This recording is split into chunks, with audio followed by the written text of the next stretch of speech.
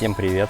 Сегодня суббота, прекрасный летний денек, подходит к концу лето, и сегодня очередное путешествие не совсем привычного для меня формата. Я присоединился к экскурсионной группе и отправляюсь в поездку в парк Патриот, что находится под Москвой. Посмотрим, как это будет.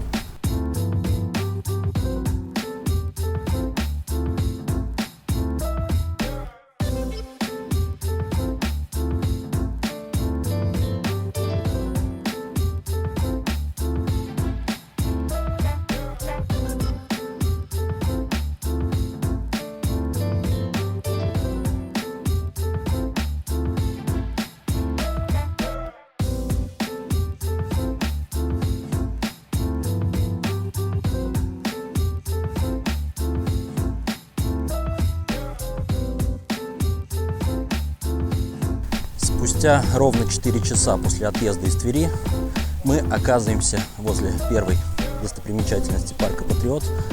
Это храм, главный храм Вооруженных сил Российской Федерации, построенный в честь 70-летия победы Советского Союза в Великой Отечественной войне. Пойдем посмотрим, что там внутри.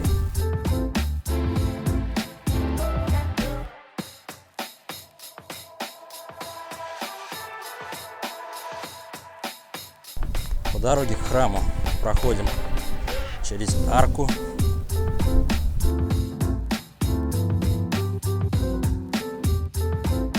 Вот можно проехать вот на таких бесплатных шаттлах от арки до храма мы едем.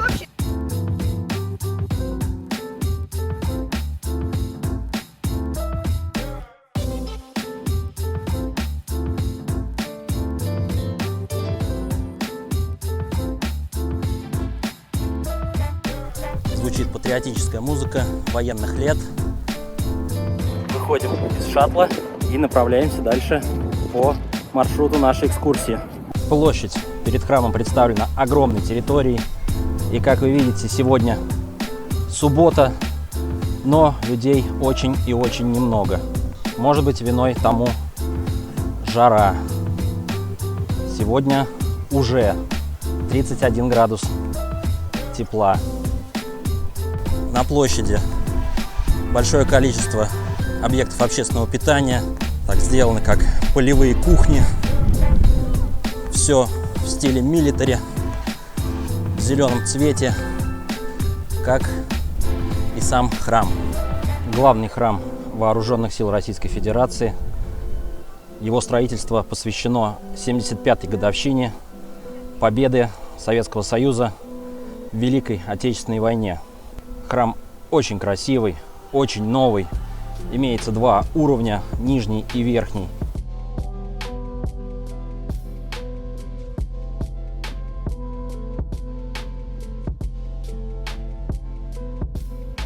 В России испокон веков возводились храмы в память о своих защитниках.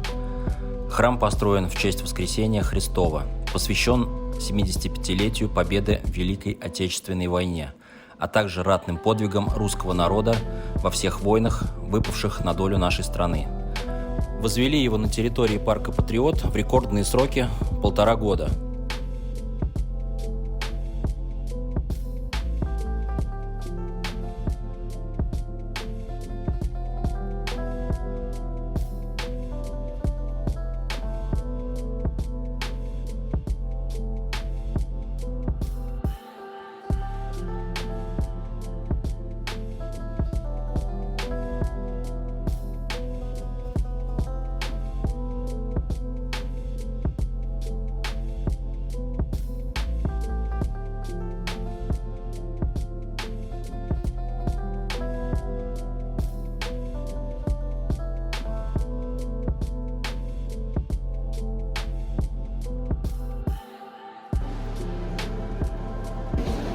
В храме есть бутылочки, можно набрать вот здесь из таких кранчиков бесплатно святую воду.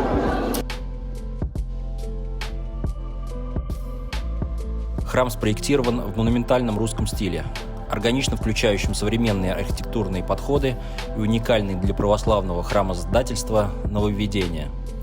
Фасады здания отделаны металлом, своды остеклены. Каждый из боковых пределов храма посвящен святому покровителю одного из родов войск и видов вооружений сил России.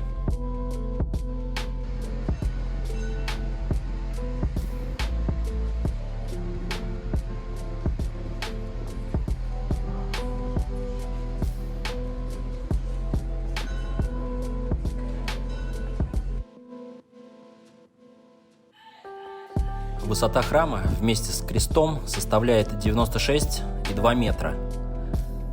Диаметр барабана главного купола храма символично 19,45 метров. Высота звонницы не менее символично 75 метров. Ну а высота малого купола составляет 14-18 метров. 1418 дней и ночей продолжалась Великая Отечественная война.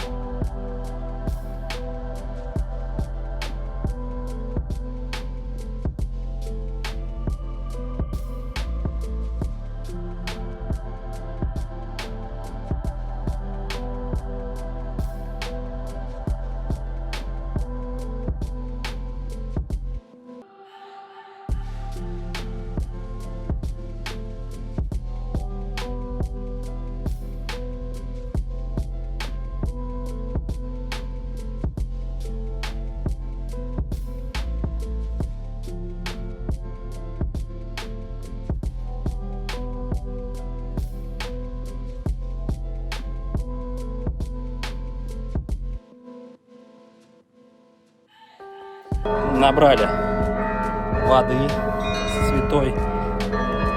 На храме звонят колокола.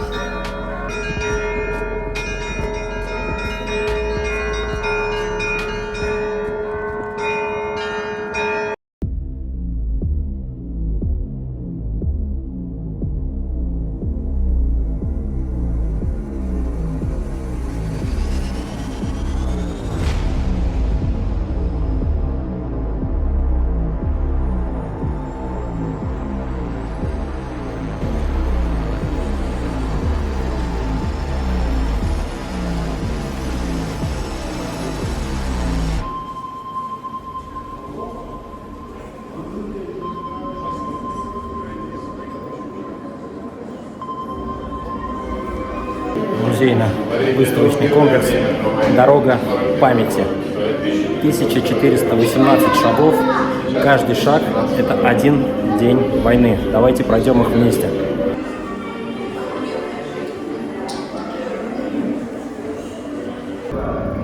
Музей «Дорога памяти» опоясывает главный храм Вооруженных сил России. В галерее протяженностью в 1418 шагов рассказана подробная история каждого дня Великой Отечественной войны. Создана максимально достоверная атмосфера событий 1941-1945 годов. Здесь можно пережить путь от трагических событий начала войны до триумфального входа советской армии в Берлин. Музей «Дорога памяти» высокотехнологичный. Он погружает в обстановку значительных этапов войны. Оборона Брестской крепости, оборона Москвы, оборона Сталинграда, ледяная дорога жизни к блокадному Ленинграду. Всего в музее 35 залов, 26 из которых иммерсивные, с эффектом погружения. Музей хранит информацию о более чем 33 миллионов участников войны. Каждый может найти своего родственника, сражавшегося за Родину. Если его данных или фотографий в базе еще нет, то экскурсовод расскажет, как их туда добавить. Так, шаг за шагом, из зала в зал, вы пройдете свои 1418 шагов к победе. На выходе из галереи можно оставить свои отзывы в специальной книге гостей. Особая часть музея – 174 комплекса депозитария с 15 тысячами гильзами. В них земля, привезенная с мест захоронения воинов из 44 стран мира. комплексы расположены вдоль всей галереи музея. Съедались кошки и собаки. Ежедневно на улицах падают десятки людей и умирают. Похоже, даже не умирают. Позавчера умер наш Фабин.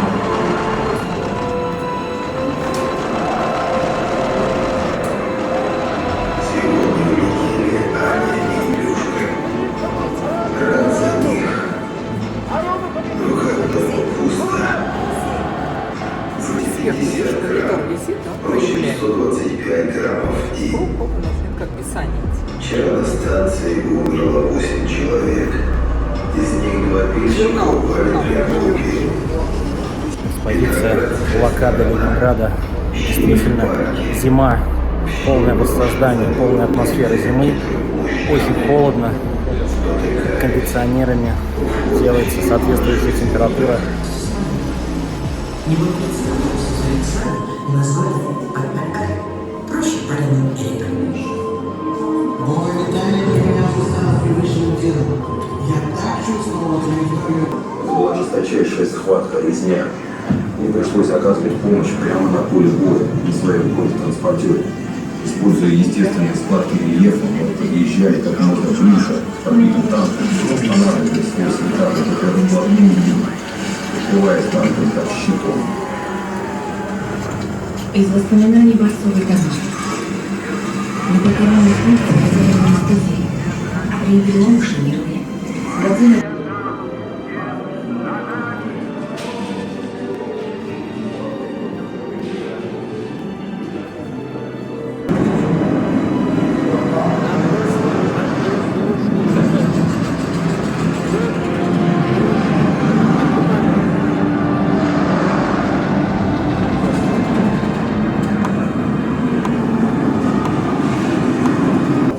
Немцы не так сильны, как кажется дивизионом.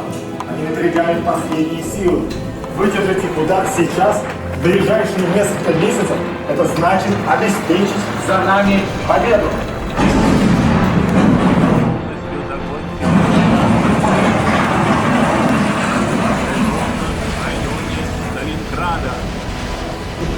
Оборона Сталинграда. Очень атмосферно сделано. Видите, отверстие в крыше, на потолке после падения бомбы. За окнами взрываются снаряды. Очень круто.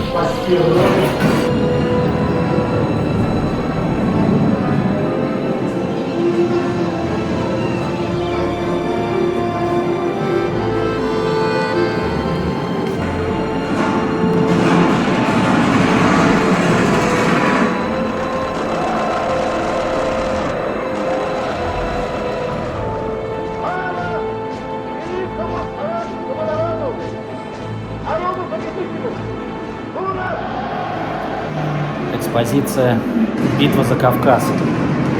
Тоже очень атмосферно сделано, как будто мы сидим на вершине горы, в минометном гнезде и ждем обстрела. А я, чтобы показать, что еще жива, пела тройку.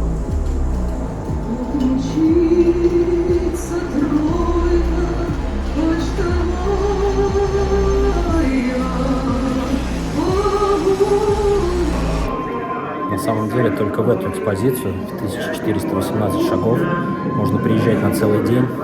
Если внимательно здесь все изучать, то и на неделю, пожалуй. А так это все быстро, но очень интересно. Очень.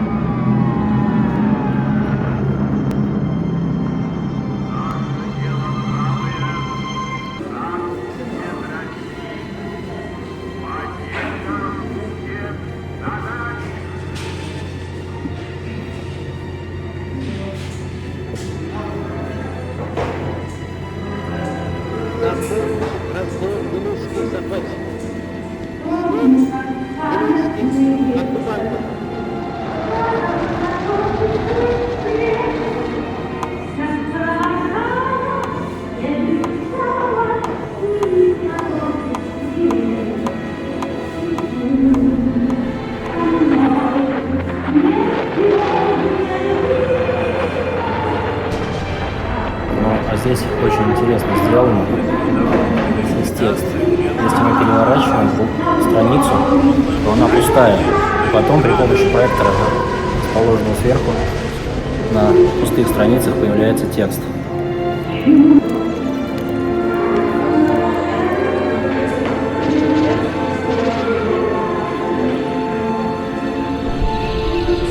Также можно выбрать музыку, послушать данную симфонию. Берем наушник и слушаем.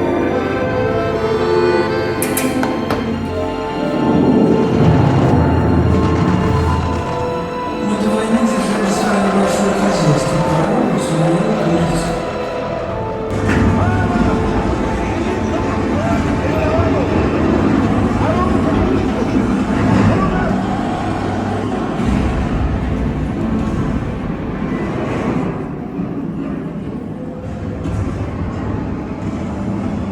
Экспозиция Курской битвы, полное погружение в окоп и отражение танковых атак немецко-фашистских захватчиков.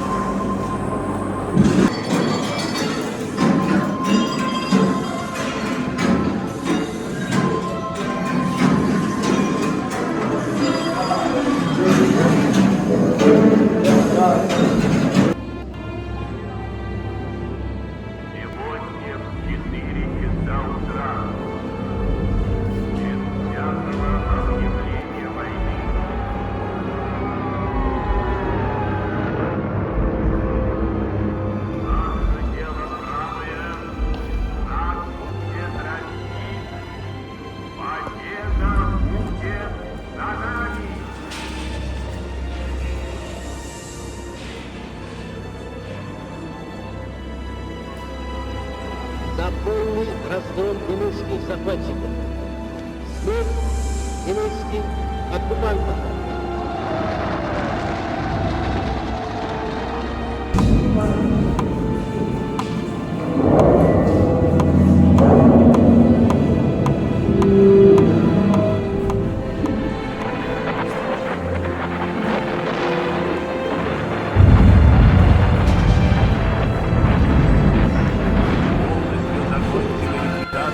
немецко-фашистских войск, окруженных в районе Сталинграда.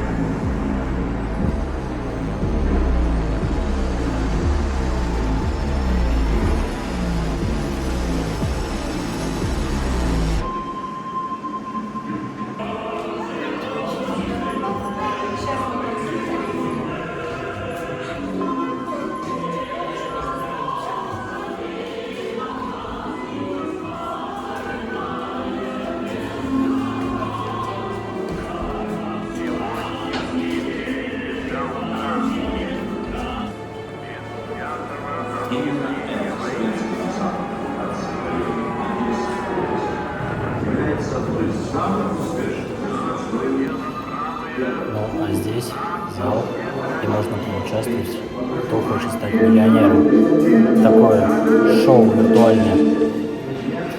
Стоит автомат, есть вопросы. Можно выбрать вариант ответов.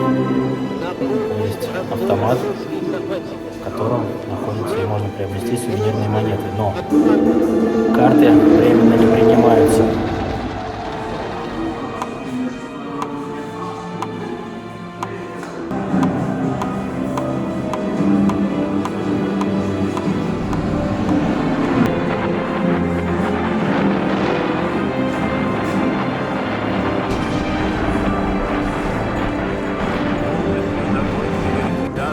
немецко-балтийских войск, окруженных в районе Сталинграда. Вот и она, крыша Рейхстага и знамя Победы.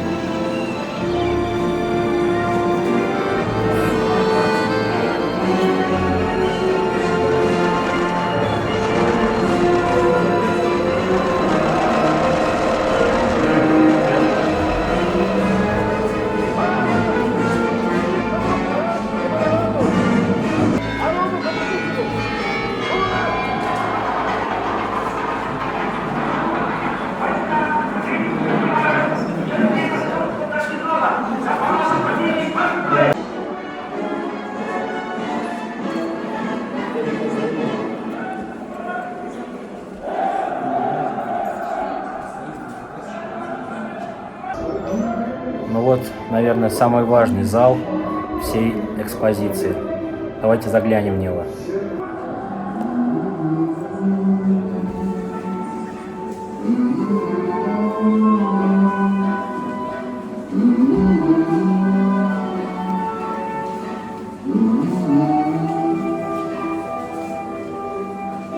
Мне кажется, порой, что солдат с кровавых не пришедшие поэты не в землю нашу полегли когда наши полегли когда-то. А превратились в день журавлей. Они доселись в стрелёнке дальней.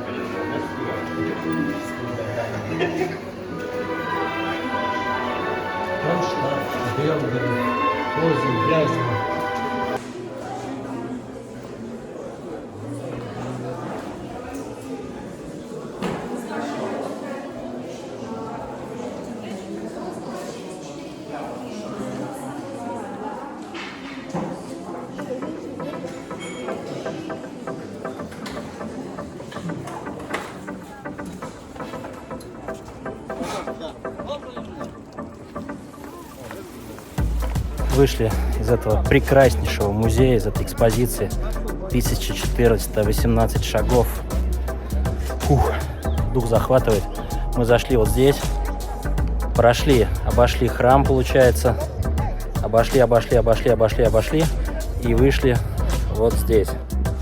Дальше по плану экскурсионной программы у нас обед и потом уже посещение основных музейных достопримечательностей парка «Патриот».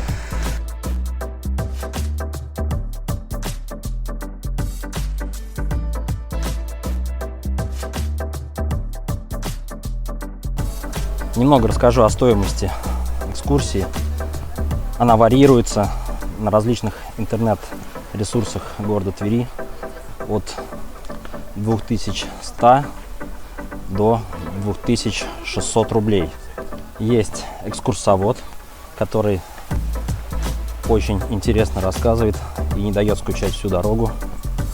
Но дорога занимает 4 часа. Причем маршрут выбран таким образом, что мы обходим все платные дороги и двигаемся исключительно по бесплатным дорогам общего пользования. Таким образом, тот маршрут, который на своем личном автомобиле можно проехать за пару часов, на автобусе превращается в 4-часовое турне. Справедливости ради скажем, что автобус оснащен кондиционером, удобными креслами, автобусы новые, не уставшие, поэтому ехать комфортно и не напряжно. Но все-таки 4 часа сюда и 4 часа обратно. 8 часов только дорога в соседний регион. Стоимость комплексного посещения единого билета в парк Патриот 900 рублей. Но можно все покупать по отдельности.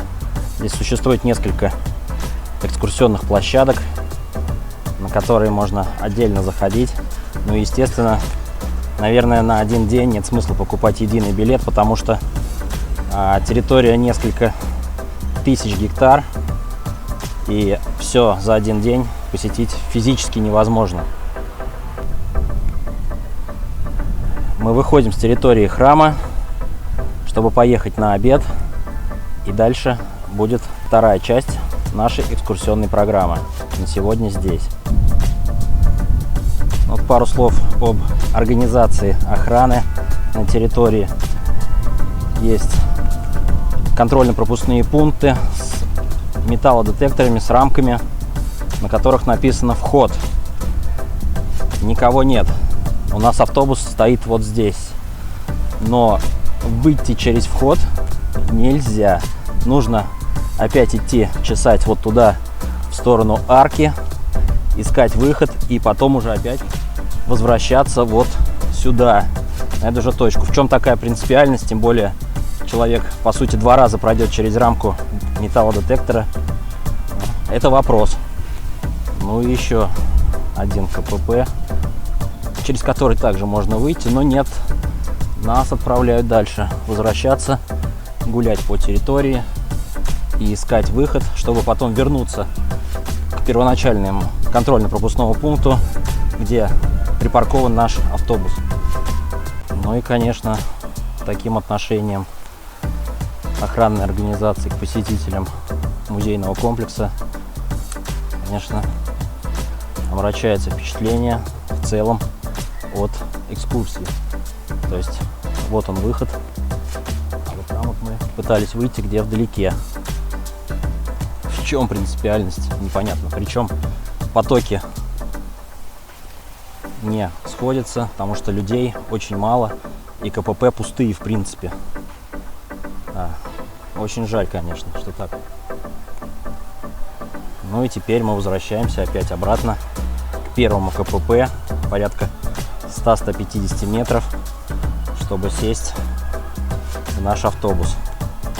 Да, и напомню, что через первое КПП, через вот эти рамки металлодетектора, я вижу, вот, говорю, автобус наш стоит, вот у меня до него 10 метров, он прямо перед входом стоит. Нет, пожалуйста, обходите, 150 метров в сторону храма обратно идите, и дальше опять возвращайтесь на это же место. Я, конечно, люблю ходить, но к чему такая принципиальность, непонятно.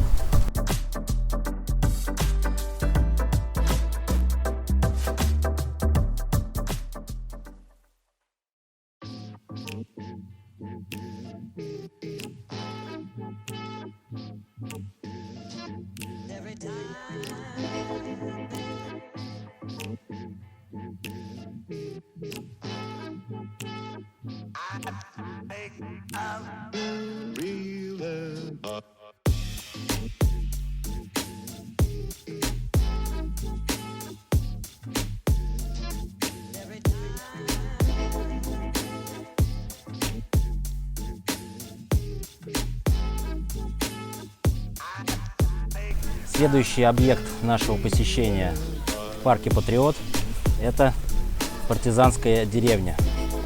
Максимально воссоздан быт и аутентичность партизан времен Второй мировой войны.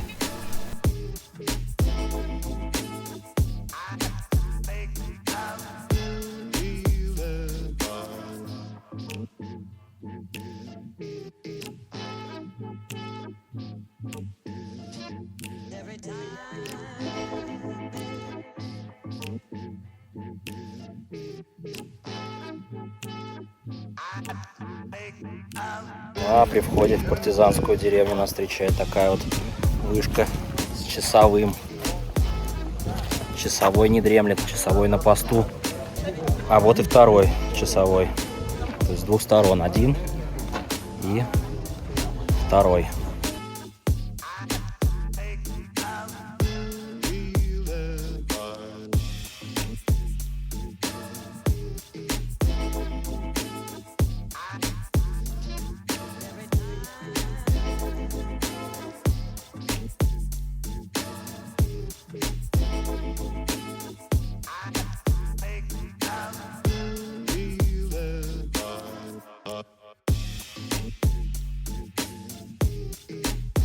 Для нас накрывают столы в партизанском клубе, и именно здесь будет наш обед. И мы узнаем, чем же питались настоящие советские партизаны. Насколько вкусной была их еда, как работали шеф-повара в то время. Ну и просто поедим. Заходим, садимся на трапезу. Вот еще раз вот такой стол.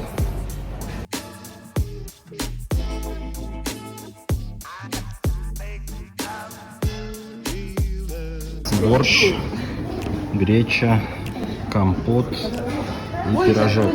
Так, пробуем солдатский партизанский борщ.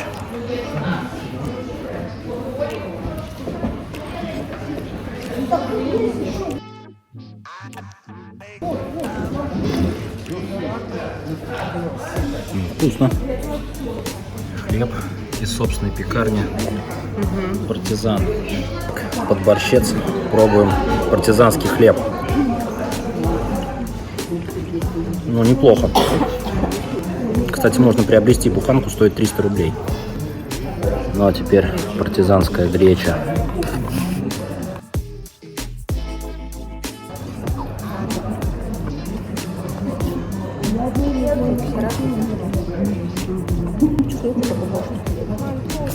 Неплохо тоже. Не просто греча, тут еще и морковочка добавлена.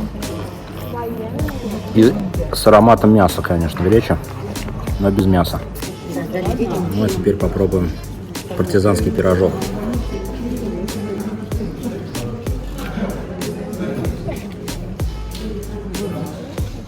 С яблоками.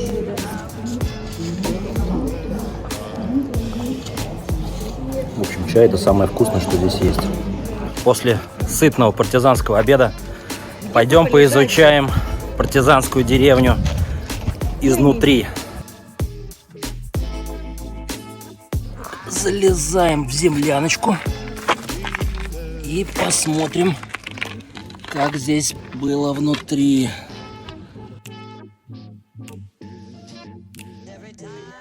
Я, конечно, все понимаю, но зачем в партизанской деревне страус? Очень интересно.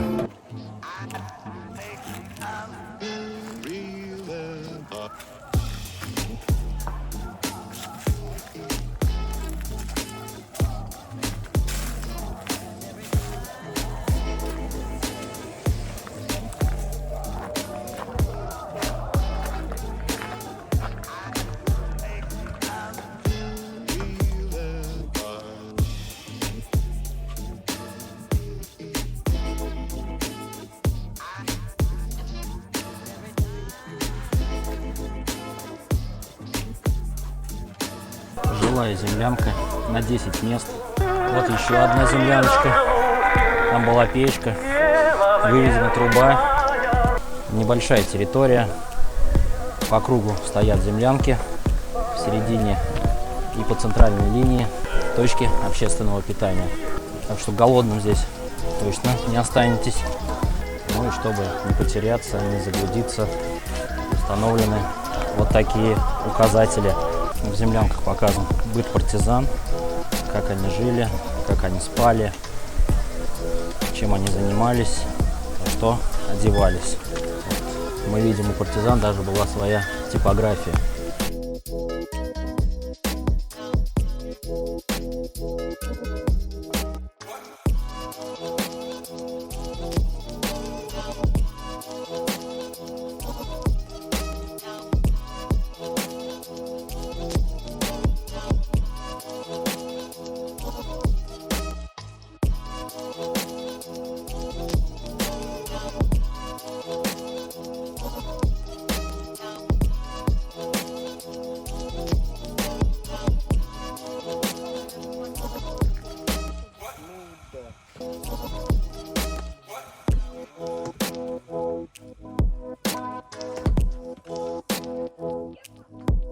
Ну а сейчас мы в настоящей землянке.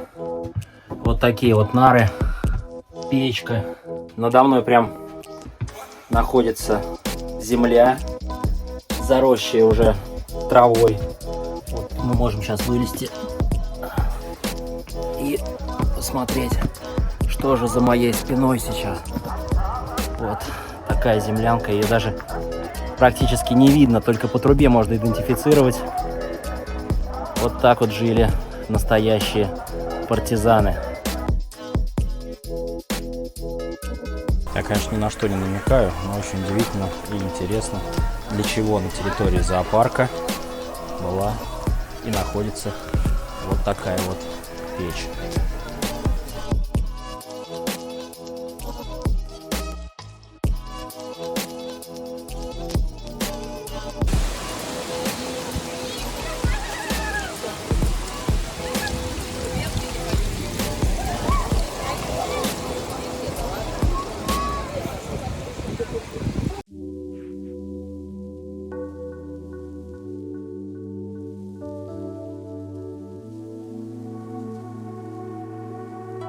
Экспозиция, посвященная сирийской миротворческой операции Вооруженных сил Российской Федерации.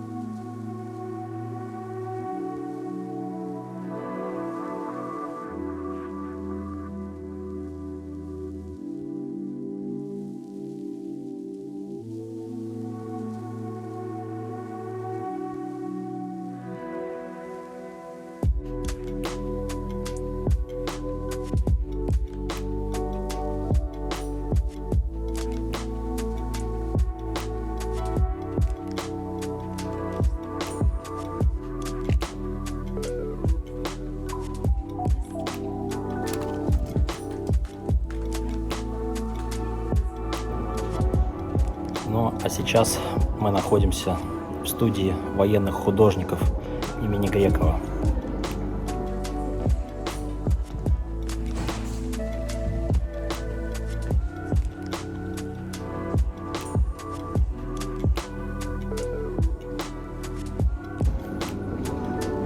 Представлены бюсты, скульптуры и картины военных художников.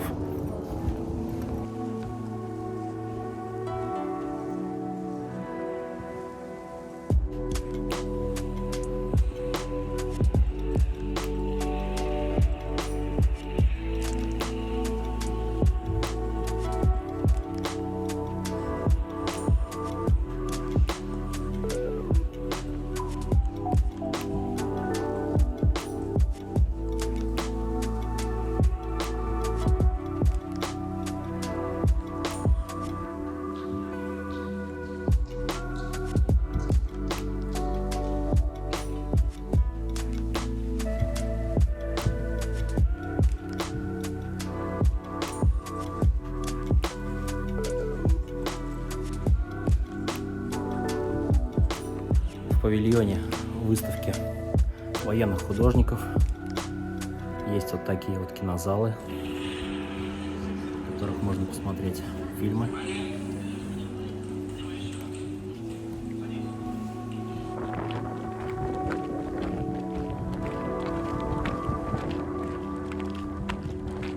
Давай на фоне тебя сфотографируем.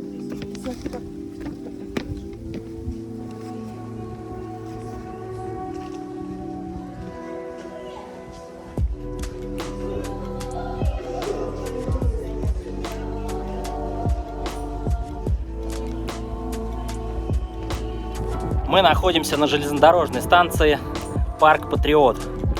Вот таким вот образом выглядит эта станция. Вот вагон, там дальше вагон-ресторан. Сейчас мы попробуем туда зайти. Ну и давайте дальше посмотрим, что здесь, да как. Можно прикоснуться, ну не к истории, конечно, как мы любим, но тем не менее. Все бы станции были такими. На перроне стояли бы столики, кресла, можно было посидеть, покушать, выпить прохладительных напитков. Здесь же ждал бы их поезд. Никуда не нужно было бы торопиться. Вот было бы здорово и замечательно. Поезд представляет собой гостиницу. Стоимость 2000 рублей за ночь.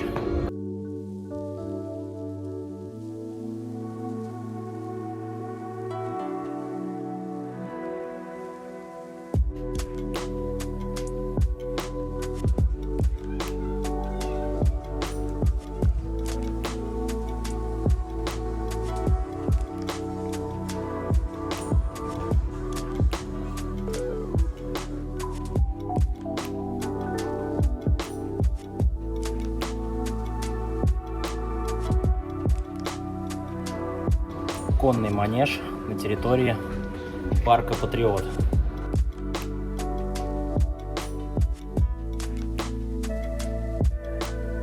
Проходим через арену. Мы видим конюшню.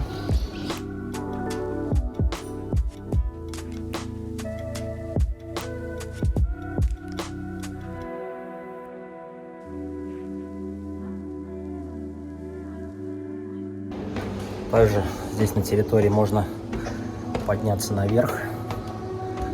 Здесь трибуны, VIP-места. Прекрасный зал. И отсюда можно понаблюдать за выездкой лошадей. Очень хороший вид. Отсюда открывается. Можно вот присесть на диванчик, отдохнуть и посмотреть, как же тренируются и выступают лошадки.